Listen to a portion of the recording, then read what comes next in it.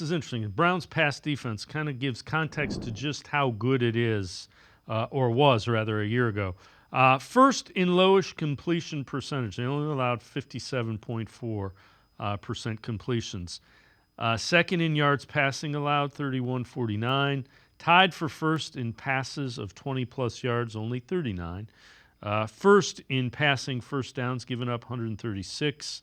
And important to note, Juan Thornhill was never really healthy. He ended up starting a couple of free agents for 2 games, rookie undrafted free agents in the secondary. And,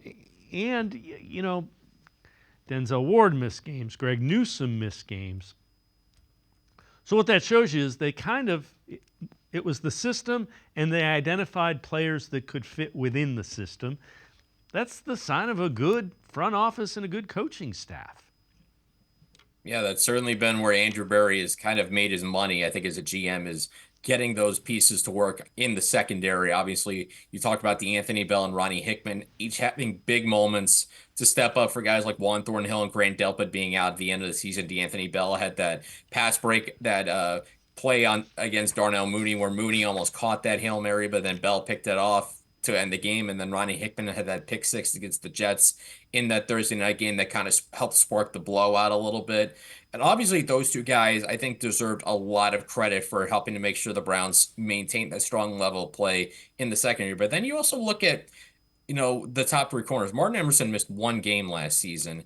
And then Greg Newsome and Denzel Ward, yeah, they missed games, but they only missed a combined 7. So, yeah, there people talking about, Denzel Ward misses games. If he only misses 3 or 4 in a long 17-game season, and yes, it's a long season, I don't think that's as concerning as maybe some people think. If he's missing 11, 12 games, and yeah, I can see where it's an issue. But if you're only missing 3 or 4 at a time, that's, I think, something that can be, that's to me not a worry, especially considering the depth that they've had in this secondary. Plus, you're coming into Cam Mitchell's second season, and I think he's an interesting player because you're going to have him as a dime corner. We saw the kind of impact he had, particularly in that fourth down stop of Justin Fields against the Bears. That turned that game around.